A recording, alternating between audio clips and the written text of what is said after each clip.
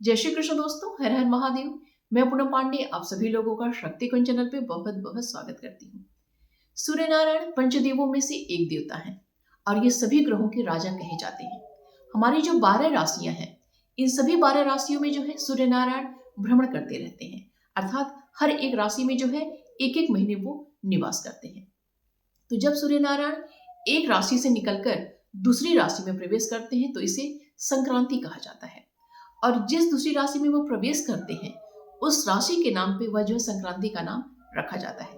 तो सूर्य नारायण का जो राशि परिवर्तन होता है वो बहुत ही महत्वपूर्ण माना जाता है, अर्थात दूसरे शब्दों में हम कह सकते हैं कि संक्रांति का बहुत ही ज्यादा महत्व होता है और हर संक्रांति का अपना देखिए अलग अलग महत्व होता है।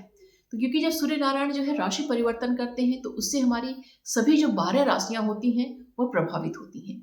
और जब राशियां प्रभावित होती हैं तो हमारी जो प्रकृति है उसमें परिवर्तन होता है, और जब हमारी प्रकृति में परिवर्तन होता है तो उससे जो हम पृथ्वीवासी हैं वो भी हम प्रभावित होते हैं। इसीलिए सूर्य नारायण के जो राशि परिवर्तन है वो हम सभी को प्रभावित करता है। देखिए, जो संक्रांति है ये हमें हर महीने प्राप्त होती है, क्योंकि सूर्य नारायण का जो राशि परिवर्तन होता है वह हर महीने में होता है।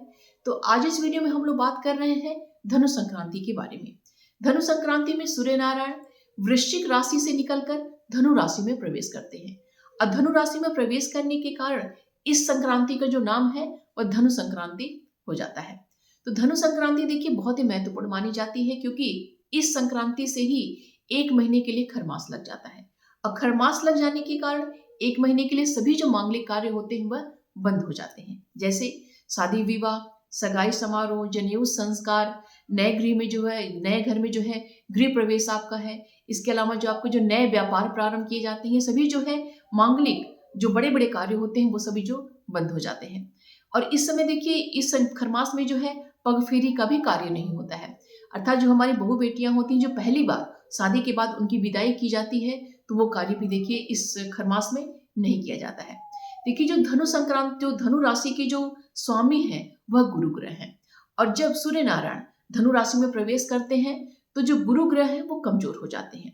और जब गुरु ग्रह कमजोर होते हैं तो उस समय जो है मांगलिक कार्य नहीं किए जाते हैं, क्योंकि उस समय अगर हम मांगलिक कार्य करते हैं तो उन कार्यों की जो है सफल होने की संभावना कम होती है, अर्थात वो जो कार्य है वो लंबे समय तक जो है स्थायी रूप से वो कार्य नहीं मतलब सफल नहीं होते हैं, वो स्थायी रूप से देखिए टिकते नहीं है। इसीलिए इस समय जो है मांगलिक कार्य नहीं किए जाते हैं, क्योंकि मांगलिक कार्यों के लिए गुरु ग्रह का जो मजबूत होना अत्यंत ही आवश्यक होता है। जब गुरु ग्रह मजबूत होते हैं उसी समय जो है मांगलिक कार्य किए जाते हैं, और इसमें खरमास में जो है गुरु ग्रह कमजोर होते हैं, इसलिए इस समय मांगलिक कार्य जो है नहीं किए जाते हैं। जिन शुभ और मांगलिक कार्यों के लिए गुरु ग्रह का मजबूत होना आवश्यक होता है वो देखिए कार्य तो खरमास में बंद होते हैं, लेकिन हमारे जो प्रतिदिन के जो धार्मिक अनुष्ठान होते हैं, जो धार्मिक कार्य होते हैं, या फिर जो हमारे प्रतिदिन के जो उत्सव है, सेलिब्रेशन है, वो सभी चीजें देखिए खरमास में बंद नहीं होता है, बल्कि धार्मिक अनुष्ठान तो इस खरमास में और बढ़ा दिए जाते हैं, क्योंकि हमारा जो जो हमारे जीवन पे जो है बुरे ग्रहों का असर ना पड़े, इसलिए इसमें जो विशेष पूजा आराधना की जाती है, सूर्य नारायण की विशेष पूजा आराधना की जाती है। हमारे हर और हरि भी का भी जो इसमें पूजा पाठ जो है इसमें बढ़ा दिया जाता है।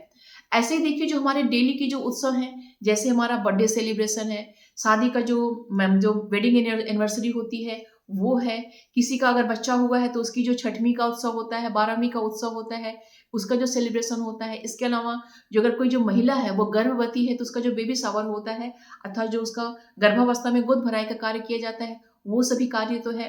ये सभी कार्य जो है बंद नहीं होते हैं, बल्कि ये सभी कार्य जो है इस खरमास में किए जाते हैं, क्योंकि देखिए इन सभी कार्यों का देखिए एक निश्चित समय होता है, उसमें कोई चाह के भी परिवर्तन नहीं कर सकता है। तो इसलिए इनका जो उत्सव होता है वह मनाया जाता है। इसमें गुरु ग्रह का कमजोर होना या मजबूत होना इसमें नहीं देखा जाता है, इसमें निश्चित समय में क्योंकि ये कार्य करना होता है, इसलिए ये सभी जो उत्सव होते हैं वो सभी मनाए जाते हैं। ऐसे ही देखिए अगर किसी को नए घर में प्रवेश करना है तो वो गृह प्रवेश अगर किसी को नए घर में करना है तो उसका जो पूजन होता है वह खरमास से अगर पहले ही कर लेता है तो जो इस खरमास में वह जो है अपना गृह प्रवेश जो है कर सकता है।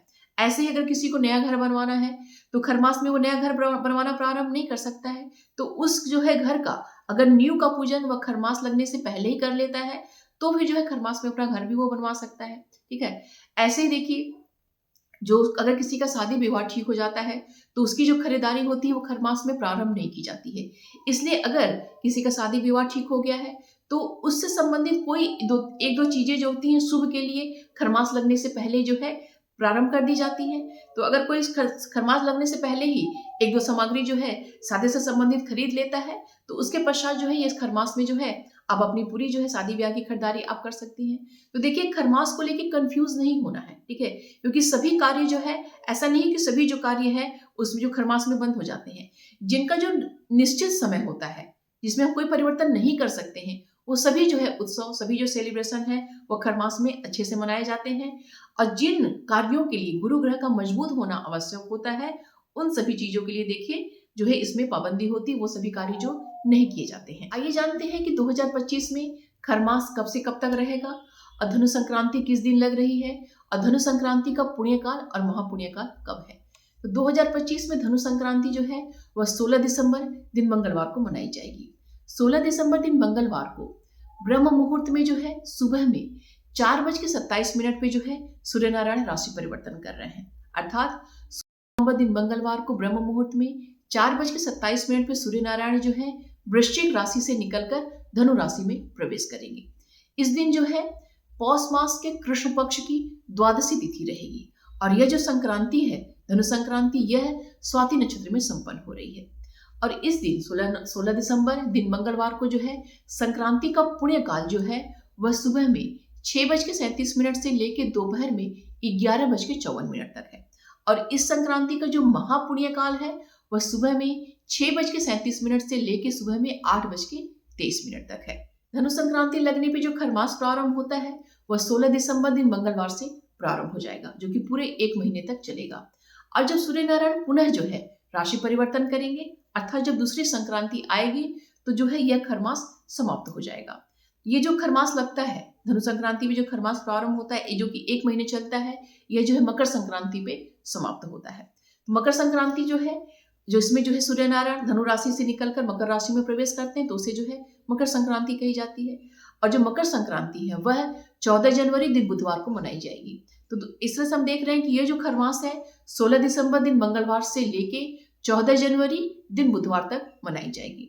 और जब मकर संक्रांति आ जाएगी तो यह खरमास समाप्त हो जाएगा और उसके पश्चात जो है पुनः जो है मांगलिक कार्य प्रारंभ हो जाएगा। संक्रांति देखिए कोई भी हो, हर संक्रांति का अपना अलग अलग महत्व होता है और हर संक्रांति जो है बहुत ही महत्वपूर्ण होती है, क्योंकि सूर्य संक्रांति के दिन गंगा स्नान करने का बहुत ही ज्यादा महत्व होता है।